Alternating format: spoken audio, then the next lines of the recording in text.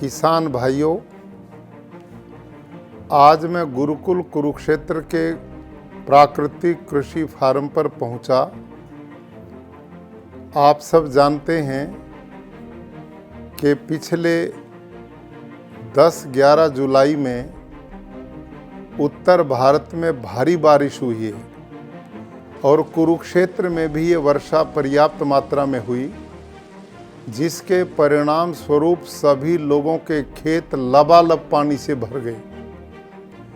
ऐसी स्थिति में गुरुकुल कुरुक्षेत्र के प्राकृतिक खेती के अंदर जो केचुआ है, अर्थवर्म है, वो एकदम धरती से बाहर निकला और जो रास्ते हमने चलने के लिए खेतों के बीच में बनाए हैं, उनके बीच में आप देख सकते हैं कितनी बड़ी संख्या में केचुए रेंग रहे हैं, चल रहे हैं।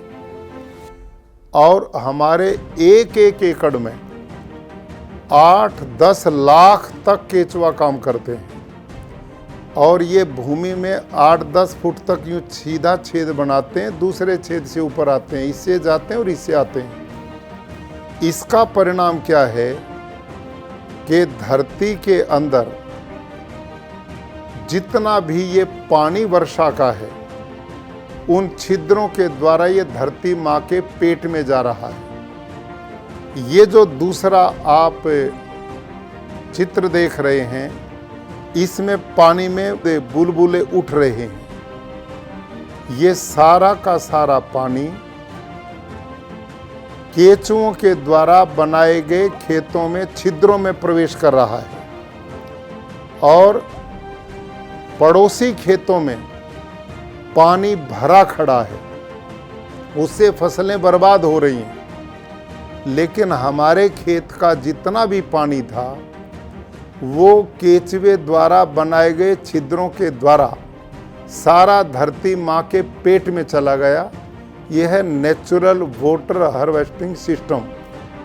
इसके लिए सरकारें करोड़ों रुपया खर्च कर रही है। यदि पूरी धरती पर प्राकृतिक खेती हो जाए गुरुकुल कुरुक्षेत्र के खेतों की तरह, तो न बाढ़ आएगी न अकाल पड़ेगा, क्योंकि बाढ़ में इस समय हमारी धरती की परत यूरिया, डीएपी, कीटनाशकों ने उस धरती को पत्थर बना दिया है। केचुए जैसे मित्र जीव मार दिए हैं, सूक्ष्म जीवाणु मार दिए हैं, जो धरती में छिद्र बनाते थे, धरती के ऑर्गेनिक कार्बन को बढ़ाने का काम करते थे। आज धरती में वो कहीं दिखाई नहीं देते।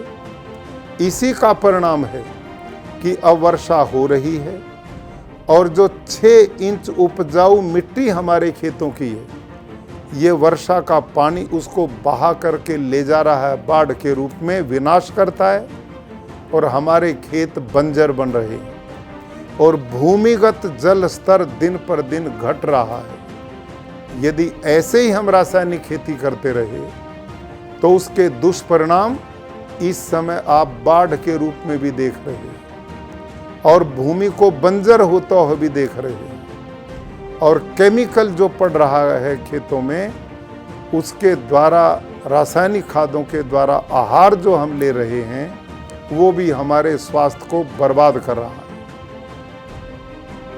केचुआ सबसे बड़ा मित्र है, सूक्ष्म जीवाणु किसान के सबसे बड़े मित्र हैं और वो प्राकृतिक खेती में जीवामृत, घन जीवामृत के द्वारा उनकी बहुत बड़ी संख्या के रूप में वो पैदा होते हैं और वो खेती की उपजाऊ क्षमता को बढ़ाते हैं, धरती के ऑर्गेनिक कार्बन को बढ़ाते हैं। तो मैं आप सबसे आग्रह करूंगा कि आप प्राकृतिक खेती की ओर लौटिए।